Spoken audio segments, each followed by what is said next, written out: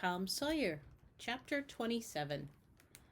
The adventure of the day mightily tormented Tom's dreams that night. 4 times he had his hands on that rich treasure, and 4 times it wasted to nothingness in his fingers as sleep forsook him and wakefulness brought back the hard reality of his misfortune. As he lay in the early morning, recalling the incidents of his great adventure, he noticed that they seemed curiously subdued and far away, somewhat as if they had happened in another world, or in a time long gone by. Then it occurred to him that the great adventure itself must be a dream. There was one very strong argument in favor of this idea, namely, that the quantity of coin he had seen was too vast to be real. He had never seen as much as $50 in one mass before, and he was like all boys of his age and station in life, in that he imagined that all references to hundreds and thousands were mere fanciful forms of speech, and that no such sums really existed in the world. He never had supposed for a moment that so large a sum as $100 was to be found in actual money in any one's possession. If his notions of hidden treasure had been analyzed, they would have been found to consist of a handful of real dimes and a bushel of vague, splendid, ungraspable dollars.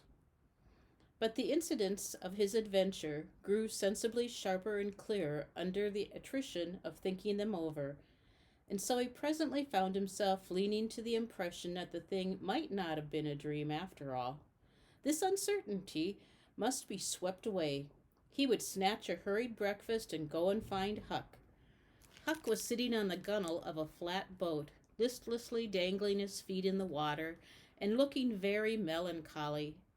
Tom concluded to let Huck lead up to the subject. If he did not do it, then the adventure would be proved to have been only a dream. "Hello, Huck." "Hello yourself." Silence for a minute. "Tom, if we'd 'a' left the blame tools at the dead tree, we'd 'a' got the money. Oh, ain't it awful?" "'Tain't a dream then. 'Tain't a dream. Somehow I most wish it was." "Dogged if I don't, Huck." "What ain't a dream?" "Oh, that thing yesterday. I've been half thinking it was. Dream? If them stairs hadn't broke down, you'd 'a' seen how much a dream it was. I've had dreams enough all night with that patch-eyed Spanish devil going for me all through 'em. Rot him." "No, not rot him. Find him. Track the money." "Tom, we'll never find him. A feller don't have only one chance for such a pile, and that one's lost. I'd feel mighty shaky if I was to see him anyway." "Well, so'd I, but I'd like to see him anyway, and track him out to his number 2. Number 2, yes, that's it. I've been thinking 'bout that, but I can't make nothin' out of it. What do you reckon it is?" "I don't know." "It's too deep. Say, Huck, maybe it's the number of a house." "Goody!" "No, Tom, that ain't it. If it is, it ain't in this one-horse town. They ain't no numbers here." "Well, that's so. Let me think a minute. Here, it's the number of a room. In a tavern, you know." "Oh, that's the trick. They ain't only 2 taverns. We can find out quick. You stay here, Huck, till I come." Tom was off at once. He did not care to have Huck's company in public places. He was gone half an hour.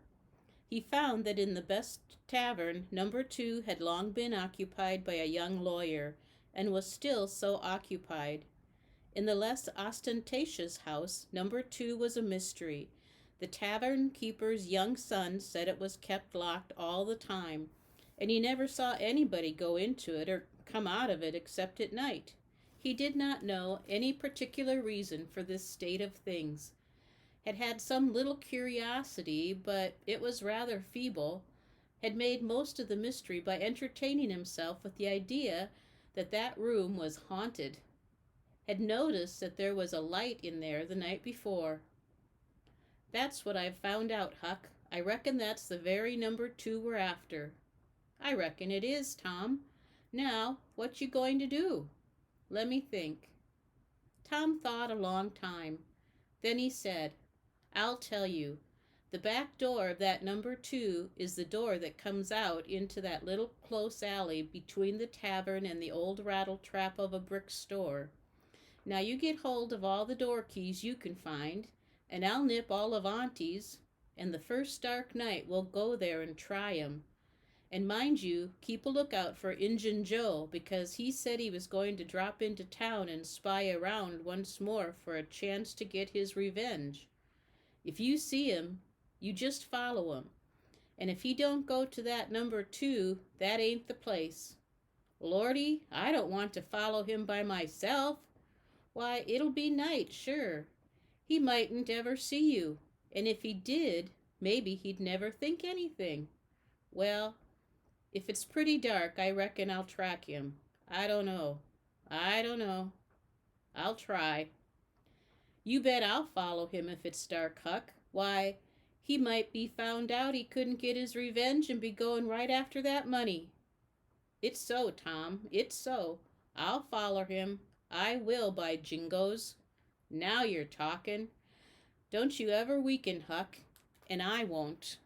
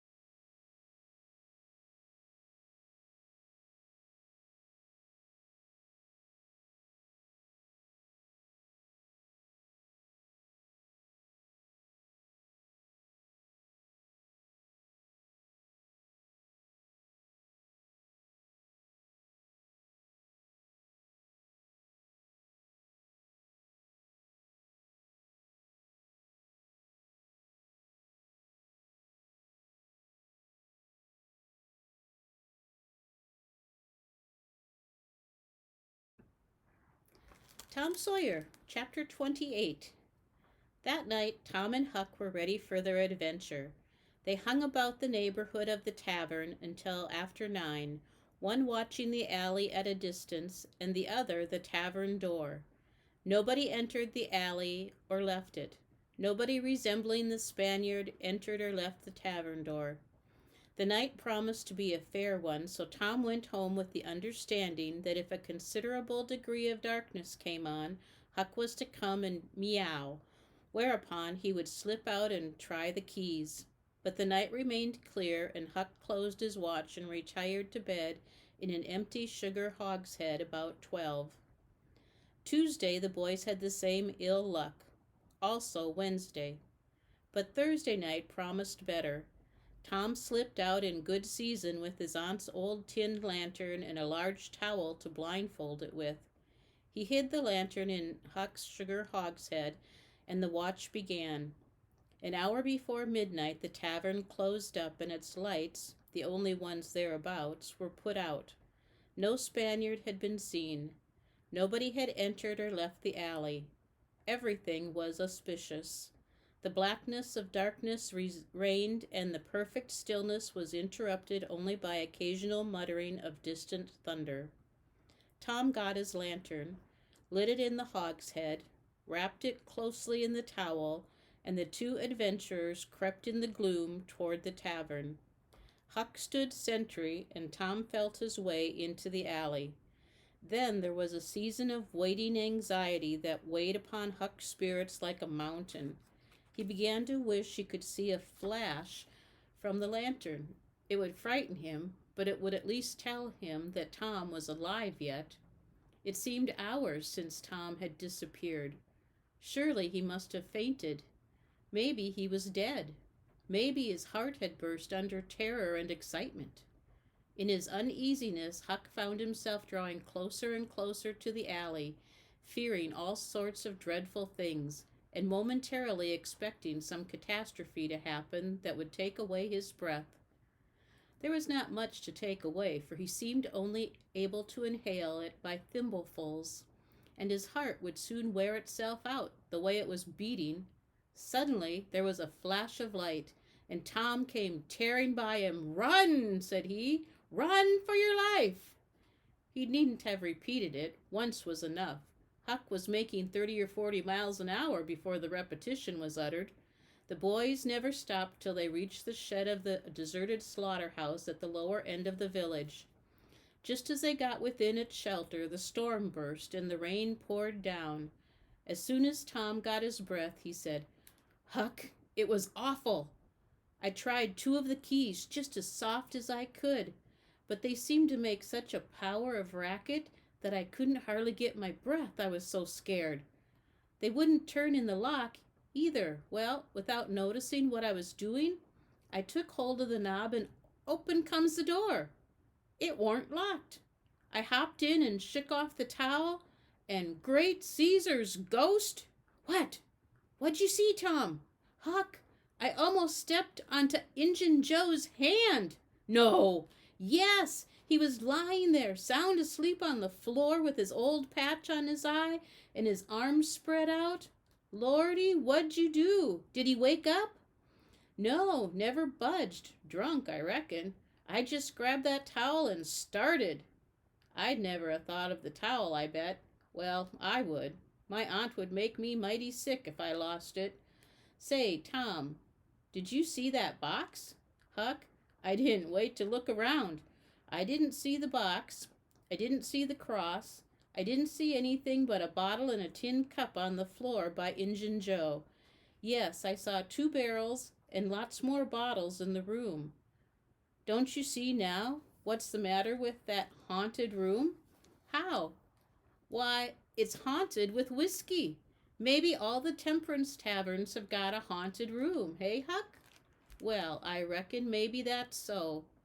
Who'd have thought such a thing? But say, Tom, now's a mighty good time to get that box if Injun Joe's drunk."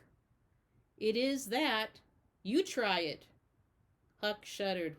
"Well, no, I reckon not." "And I reckon not, Huck. Only 1 bottle alongside of Injun Joe ain't enough. If there'd been 3, he'd be drunk enough, and I'd do it." There was a long pause for reflection. Then Tom said, "Looky here, Huck. Let's not try that thing any more till we know Injun Joe's not in there. It's too scary. Now, if we watch every night, we'll be dead sure to see him go out some time or other, and then we'll snatch that box quicker'n lightning." "Well, I'm agreed. I'll watch the whole night long, and I'll do it every night, too, if you'll do the other part of the job." "All right, I will. All you got to do is to trot up Hooper Street a block and meow, and if I'm asleep, you throw some gravel at the window, and that'll fetch me." "Agreed, and good as wheat. Now, Huck, the storm's over, and I'll go home. It'll begin to be daylight in a couple of hours. You go back and watch that long, will you?" "I said I would, Tom, and I will. I'll haunt that tavern every night for a year. I'll sleep all day and I'll stand watch all night." "That's all right. Now, where are you going to sleep?" "In Ben Rogers' hayloft. He lets me." "Well, if I don't want you in the daytime, I'll let you sleep. I won't come bothering around. Any time you see something's up in the night, just skip right around and meow."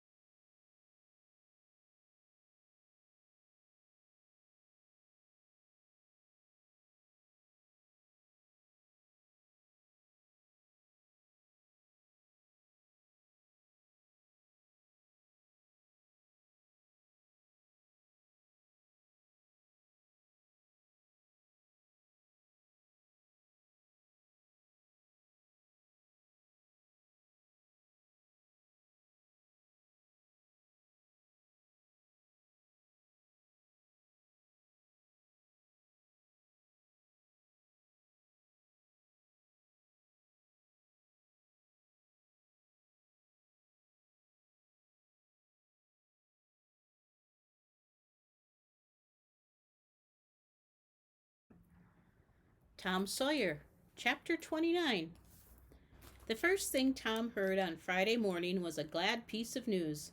Judge Thatcher's family had come back to town the night before. Both Injun Joe and the treasure sunk into secondary importance for a moment, and Becky took the chief place in the boy's interest. He saw her, and they had an exhausting good time playing high spy and gully keeper with a crowd of their schoolmates. The day was completed and crowned in a peculiarly satisfactory way. Becky teased her mother to appoint the next day for the long promised and long delayed picnic, and she consented. The child's delight was boundless, and Tom's not more moderate. The invitations were sent out before sunset, and straightway young folks of the village were thrown into a fever of preparation and pleasurable anticipation. Tom's excitement enabled him to keep awake until a pretty late hour, and he had good hopes of hearing Huck's meow and of having his treasure to astonish Becky and the picnickers with next day. But he was disappointed. No signal came that night. Morning came eventually, and by 10 or 11 o'clock a giddy and rollicking company were gathered at Judge Thatcher's, and everything was ready for a start. It was not the custom for elderly people to mar the picnic with their presence. The children were considered safe enough under the wings of a few young ladies of 18 and a few young gentlemen of 23 or thereabouts. The old steam ferry boat was chartered for the occasion. Presently the gay throng filed up the main street laden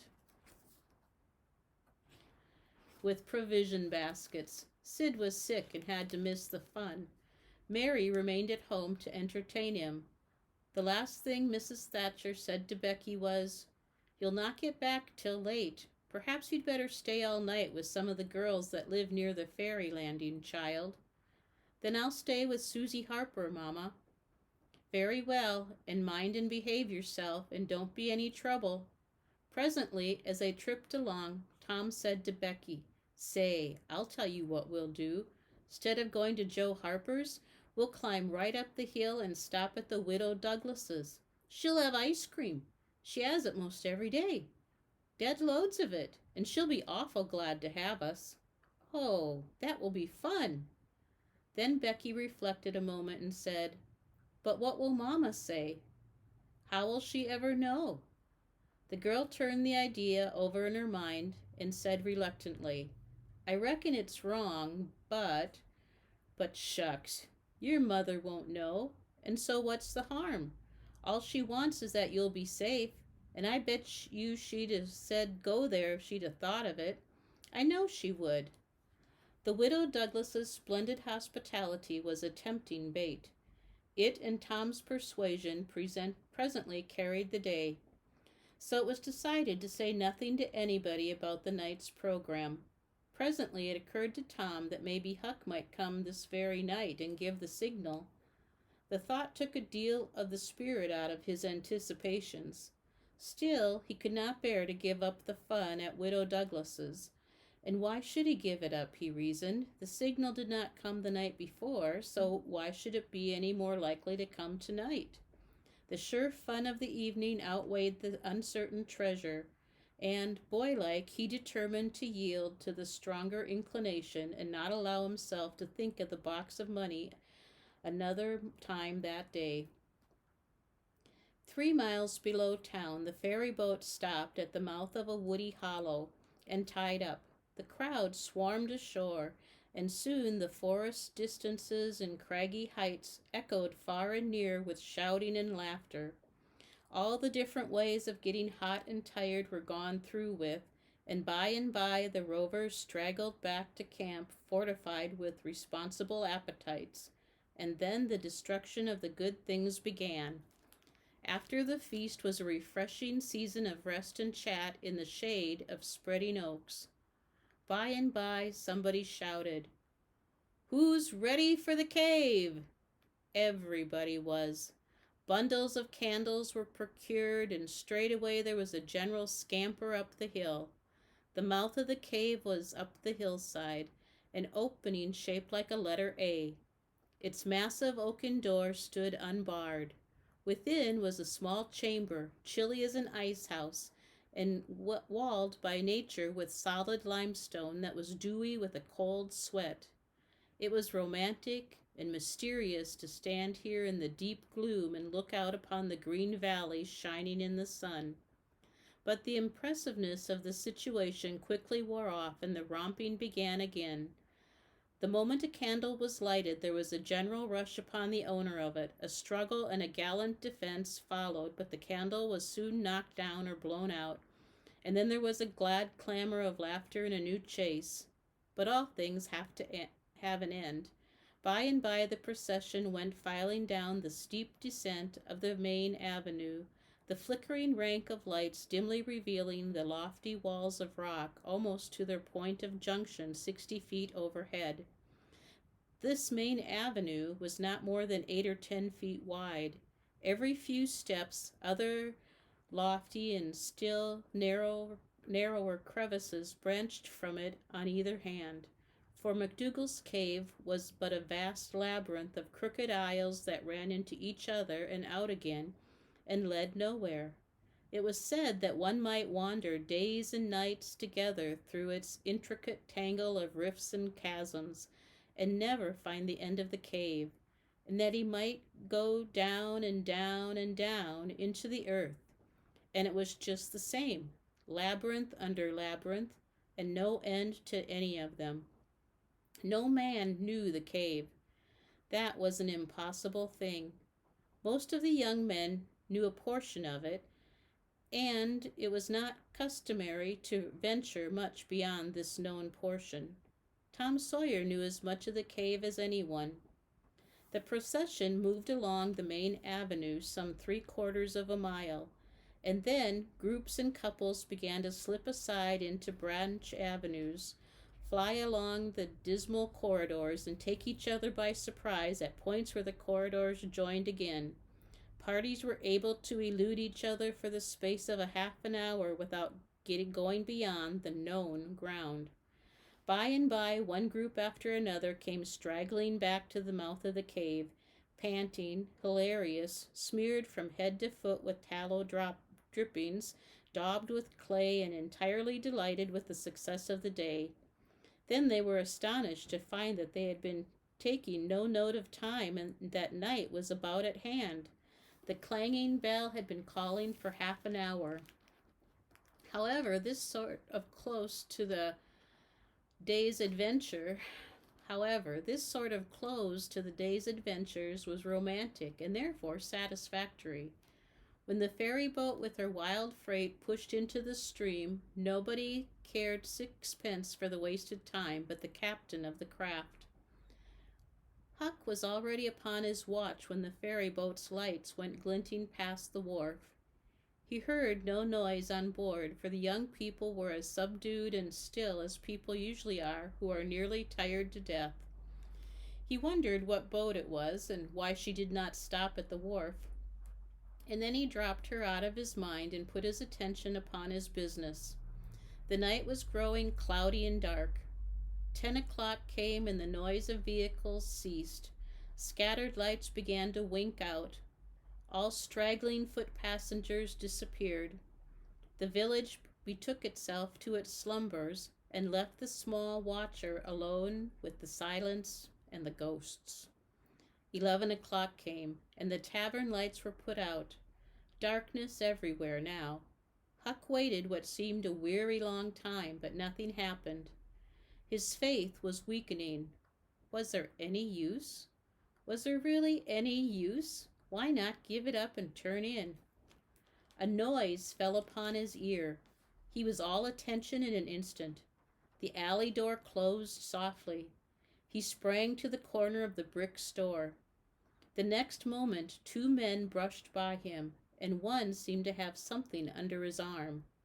It must be that box. So they were going to remove the treasure. Why call Tom now? It would be absurd. The men would get away with the box and never be found again. No, he would stick to their wake and follow them. He would trust to the darkness for security from discovery. So, communing with himself, Huck stepped out and glided along behind the men, cat-like, with bare feet, allowing them to keep just far enough ahead not to be invisible. They moved up the river street 3 blocks, then turned to the left up a cross street.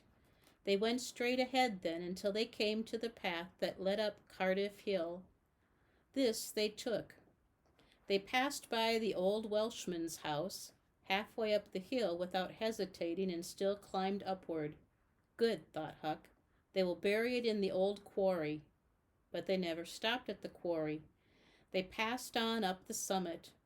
They plunged into the narrow path between the tall sumac bushes and were at once hidden in the gloom. Huck closed up and shortened his distance. Now, for they would never be able to see him, he trotted along a while, then slackened his pace, fearing he was gaining too fast, moved on a piece, then stopped altogether. Listened.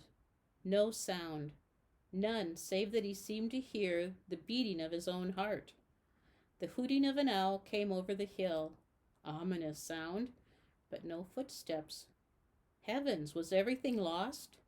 He was about to spring with winged feet when a man cleared his throat, not 4 feet from him. Huck's heart shot into his throat, but he swallowed it again, and then he stood there shaking as if a dozen agues had taken charge of him at once, and so weak that he thought he must surely fall to the ground. He knew where he was. He knew he was within 5 steps of the stile leading into Widow Douglas's grounds. Very well, he thought. Let them bury it there. It won't be hard to find. Now there was a voice, a very low voice, Injun Joe's. Damn her. Maybe she's got company. There's lights, late as it is. I can't see any. This was the stranger's voice, the stranger of the haunted house. A deadly chill went to Huck's heart. This, then, was the revenge job. His thought was to fly. Then he remembered that the Widow Douglas had been kind to him more than once, and maybe those men were going to murder her. He wished he dared venture to warn her, but he knew he didn't dare. They might come and catch him. He thought all this and more in the moment that elapsed between the stranger's remark and Injun Joe's next, which was, "Because the bush is in your way. Now, this way. Now you see, don't you?" "Yes. Well, there is company there, I reckon. Better give it up." Give it up, and I just leaving this country forever?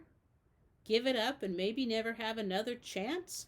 I tell you again, as I've told you before, I don't care for her swag. You may have it, but her husband was rough on me. Many times he was rough on me, and mainly he was the justice of the peace that judged me for a vagrant. And that ain't all. It ain't a millionth part of it. He had me horsewhipped in front of the jail, with all the town looking on. Horsewhipped, do you understand? He took advantage of me and died, but I'll take it out of her. Oh, don't kill her. Don't do that. Kill? Who said anything about killing? I would kill him if he was here, but not her. When you want to get revenge on a woman, you don't kill her. Bosh. You go for her looks. You slit her nostrils. You notch her ears like a sow. By God, that's... Keep your opinion to yourself. It will be safest for you. I'll tie her to the bed. If she bleeds to death, is that my fault? I'll not cry if she does. My friend, you'll help me in this thing. For my sake. That's why you're here. I mightn't be able alone. If you flinch, I'll kill you. Do you understand that? And if I have to kill you, I'll kill her. And then I reckon nobody'll ever know much about who done this business. Well, if it's got to be done, let's get at it. The quicker the better. I'm all in a shiver. Do it now? And company there? Look here, I'll get suspicious of you first thing, you know. No, we'll wait till the lights are out. There's no hurry. Huck felt that a silence was going to ensue, a thing still more awful than any amount of murderous talk, so he held his breath and stepped gingerly back. planted his foot carefully and firmly after balancing, one-legged, in a precarious way and almost toppling over, first on one side and then on the other. He took another step back with the same elaboration and the same risks, then another and another, and a twig snapped under his foot. His breath stopped and he listened. There was no sound. The stillness was perfect. His gratitude was measureless. Now he turned in his tracks between the walls of sumac bushes, turned himself as carefully as if he were a ship, and then stepped quickly but cautiously along. When he emerged at the quarry, he felt secure, and so he picked up his nimble heels and flew. Down, down he sped, till he reached the Welshman's. He banged at the door, and presently the heads of the old man and his two stalwart sons were thrust from the windows. "What's the row there? Who's banging? What do you want? Let me in, quick! I'll tell everything. Why, who are you? Huckleberry Finn! Quick, let me in!" "Huckleberry Finn, indeed. It ain't a name to open many doors, I judge, but let him in, lads, and let's see what's the trouble." "Please don't ever tell I told you," were Huck's first words when he got in. "Please don't. I'll be killed, sure. But the widow's been good friends to me sometimes, and I want to tell. I will tell if you'll promise you won't ever say that it was me." "By George, he has got something to tell, or he wouldn't act so," exclaimed the old man. "Out with it, and nobody here'll ever tell, lad." 3 minutes later, the old man and his sons, well armed, were up the hill and just entering the sumac path on tiptoes, their weapons in their hands. Huck accompanied them no further. He hid behind a great boulder and fell to listening. There was a lagging, anxious silence, and then, all of a sudden, there was an explosion of firearms and a cry. Huck waited for no particulars. He sprang away and sped down the hill as fast as his legs could carry him.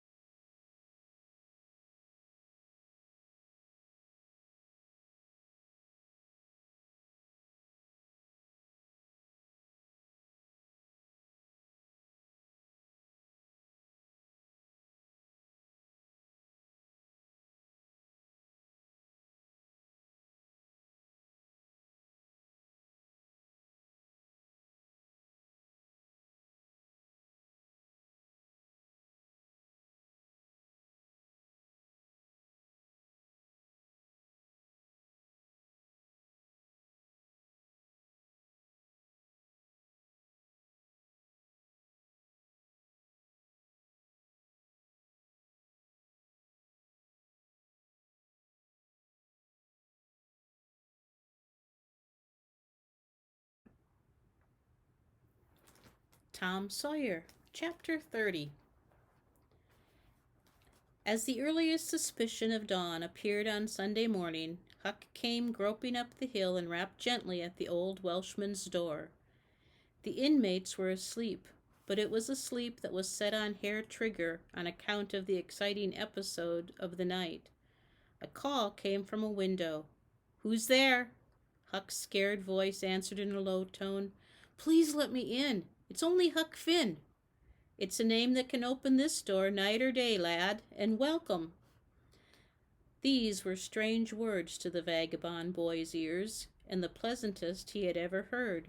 He could not recollect that the closing word had ever been applied in his case before. The door was quickly unlocked, and he entered. Huck was given a seat, and the old man and his brace of tall sons speedily dressed themselves. "Now, my boy, I hope you're good and hungry, because breakfast will be ready as soon as the sun's up. And we'll have a popping hot one, too. Make yourself easy about that. I and the boys hoped you'd turn up and stop here last night." "I was awful scared," said Huck, "and I run. I took out when the pistols went off, and I didn't stop for 3 mile. I've come now because I wanted to know about it, and I come before daylight because I didn't want to run across them devils, even if they was dead." "Well, poor chap, you do look as if you've had a hard night of it, but there's a bed for you here when you've had your breakfast. No, they ain't dead, lad. We are sorry enough for that. You see, we knew right where to put our hands on them by your description, so we crept along on tiptoes till we got within 15 feet of them. Dark as a cellar, that sumac path was, and just then I found I was going to sneeze. It was the meanest kind of luck. I tried to keep it back, but no use. 'Twas bound to come, and it did come. I was in the lead with my pistol raised, and when the sneeze started, those scoundrels a-rustling to get out of the path, I sung out, 'Fire, boys!' and blazed away at the place where the rustling was. So did the boys, but they were off in a jiffy, those villains, and we after them, down through the woods. I judge we never touched them. They fired a shot apiece as they started, but their bullets whizzed by and didn't do us any harm.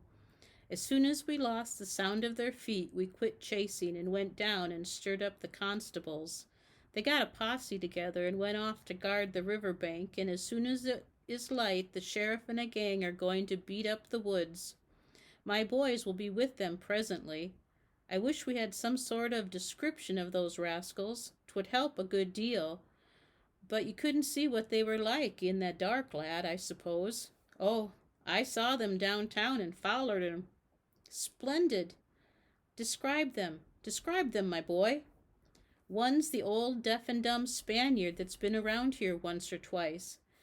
And to others, a mean-looking, ragged—" "That's enough, lad, we know the men. Happened on them in the woods, back of the widow's one day, and they slunk away. Off with you, boys, and tell the sheriff. Get your breakfast tomorrow morning." The Welshman's sons departed at once. As they were leaving the room, Huck sprang up and exclaimed, "Oh, please don't tell anybody it was me that blowed on 'em. Oh, please." "All right, if you say it, Huck, but you ought to have the credit of what you did." "Oh, no, please don't tell." When the young men were gone, the old Welshman said, "They won't tell, and I won't. But why don't you want it known?" Huck would not explain further than to say that he already knew too much about one of those men, and would not have the man know he knew anything against him for the whole world. He would be killed for knowing it, sure. The old man promised secrecy once more and said, "How did you come to follow these fellows, lad? Were they looking suspicious?" Huck was silent while he framed a duly cautious reply. Then he said, "Well, you see, I'm a kind of a hard lot. At least everybody says so. And I don't see nothing agin it, and sometimes I can't sleep much on account of thinking about it and sort of trying to strike out a new way of doing. That was the way of it last night. I couldn't sleep, and so I came along up street about midnight, a-turning it all over, and when I got to that old shackly brick store by the Temperance Tavern, I backed up agin the wall to have another think. Well, just then along comes these two chaps slipping along close by me with something under their arm, and I reckon they'd stole it. One was a-smoking, and t'other one wanted a light, so they stopped right before me, and the cigars lit up their faces, and I see that the big one was the deaf and dumb Spaniard, by his white whiskers and the patch on his eye, and t'other was a rusty, ragged-looking devil. Could you see the rags by the light of the cigars? This staggered Huck for a moment. Then he said, Well, I don't know, but somehow it seems as if I did. Then they went on, and you followed him, yes. That was it. I wanted to see what was up. They sneaked along, and so I dogged them to the widder stile and stood in the dark and heard the ragged one beg for the widder, and then the Spaniard swear he spile her looks just as I told you, and you're to what? The deaf and dumb man said all that? Huck had made another terrible mistake. He was trying his best to keep the old man from getting the faintest hint of who the Spaniard might be, and yet his tongue seemed determined to get him into trouble in spite of all he could do. He made several efforts to creep out of his scrape, but the old man's eye was upon him, and he made blunder after blunder. Presently the Welshman said, My boy, don't be afraid of me. I wouldn't hurt a hair of your head for all the world. No, I'd protect you. I'd protect you. This Spaniard is not deaf and dumb. You've let that slip without intending it. You can't cover that up now. You know something about that Spaniard that you want to keep dark. Now trust me. Tell me what it is and trust me. I won't betray you. Huck looked into the old man's honest eyes for a moment, then bent over and whispered in his ear, "'Tain't a Spaniard. It's Injun Joe." The Welshman almost jumped out of his chair. In a moment he said, "It's all plain enough now. When you talked about notching ears and slitting noses, I judged that was your own embellishment, because white men don't do that sort of revenge. But an Injun? That's a different matter altogether." During breakfast the talk went on, and in the course of it the old man and that the last thing which he and his sons had done before going to bed was to get a lantern and examine the stile and its vicinity for marks of blood. They found none, but captured a bulky bundle of what? If the words had been lightning, they could not have leaped with a more stunning suddenness from Huck's blanched lips. His eyes were staring wide now, and his breath suspended, waiting for the answer. The Welshman stared in return. 3 seconds. 5 seconds. 10. Then replied, "Of burglars' tools." "Why, what's the matter with you?" Huck sank back, panting gently but deeply, unutterably grateful. The Welshman eyed him gravely, curiously, and presently said, "Yes, burglars' tools. That appears to relieve you a good deal. But what did give you that turn? What were you expecting we'd found?" Huck was in a close place. The inquiring eye was upon him. He would have given anything for material for a plausible answer. Nothing suggested itself. The inquiring eye was boring deeper and deeper. A senseless reply offered. There was no time to weigh it, so at a venture he uttered it feebly. "Sunday school books, maybe." Poor Huck was too distressed to smile, but the old man laughed loud and joyously, shook up the details of his anatomy from head to foot, and ended by saying that such a laugh was money in a man's pocket, because it cut down on doctor's bills like everything. Then he added, "Poor old chap, you're white and jaded. You ain't well a bit. No wonder you're a little flighty and off your balance. But you'll come out of it. Rest and sleep will fetch you out of all right, I hope." Huck was irritated to think he'd been such a goose and betrayed such a suspicious excitement. But he had dropped the idea that the parcel brought from the tavern was the treasure as soon as he had heard the talk at the widow's stile. He only thought it was not the treasure. However, he had not known that it wasn't, so the suggestion of a captured bundle was too much for his self-possession. But on the whole, he felt glad that little episode had happened, for now he knew beyond all question that the bundle was not the bundle, and so his mind was at rest and exceedingly comfortable. In fact, everything seemed to be drifting just in the right direction now. The treasure must still be Number two, in number two. The men would be captured and jailed that day, and he and Tom could see the gold that night without any trouble or any fear of interruption. Just as breakfast was completed, there was a knock at the door. Huck jumped for a hiding place, for he had no mind to be connected, even remotely, with the late event. The Welshman admitted several ladies and gentlemen, among them the widow Douglas, and noticed the group of citizens were climbing up the hill to stare at the stile. So the news had spread. The Welshman had to tell the story of the night to the visitors. The widow's gratitude for her preservation was outspoken. "Don't say a word about it, madam. There's another that you're more beholding to than you are to me and my boys, maybe, but he don't allow me to tell his name. We wouldn't have been there but for him."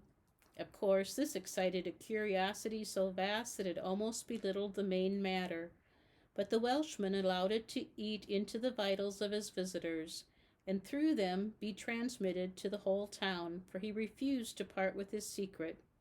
When all else had been learned, the widow said, "I went to sleep reading in bed and slept straight through all the noise. Why didn't you come and wake me?" "We judged it weren't worthwhile. Those fellows weren't likely to come again. They hadn't any tools left to work with, and what was the use of waking you up and scaring you to death? My 3 men stood guard at your house all the rest of the night. They've just come back." More visitors came, and the story had to be told and retold for a couple of hours more. There was no Sabbath school during the day school vacation, but everybody was early at church. The stirring event was well canvassed. News came that not a sign of the 2 villains had been yet discovered. When the sermon was finished, Judge Thatcher's wife dropped alongside Mrs. Harper as she moved down the aisle with the crowd and said, "Is my Becky going to sleep all day? I just expected she would be tired to death." "Your Becky?" "Yes," with a startled look. "Didn't she stay with you last night?" "Why, no." Mrs. Thatcher turned pale and sank into a pew just as Aunt Polly, talking briskly with a friend, passed by. Aunt Polly said, "Good morning, Mrs. Thatcher." "Good morning, Mrs. Harper. I've got a boy that's turned up missing. I reckon my Tom stayed at your house last night, one of you, and now he's afraid to come to church. I've got to settle with him." Mrs. Thatcher shook her head feebly and turned paler than ever. "He didn't stay with us," said Mrs. Harper, beginning to look uneasy. A marked anxiety came into Aunt Polly's face. "Joe Harper, have you seen my Tom this morning?" "No'm." "When did you see him last?" Joe tried to remember, but was not sure he could say. The people had stopped moving out of church. Whispers passed along, and a boding uneasiness took possession of every countenance. Children were anxiously questioned, and young teachers. They all said they had not noticed whether Tom and Becky were on board the ferry boat on the homeward trip. It was dark. No one thought of inquiring if anyone was missing. One young man finally blurted out his fear that they were still in the cave. Mrs. Thatcher swooned away. Aunt Polly fell to crying and wringing her hands. The alarm swept from lip to lip, from group to group, from street to street, and within 5 minutes the bells were wildly clanging and the whole town was up. The Cardiff Hill episode sank into instant insignificance. The burglars were forgotten.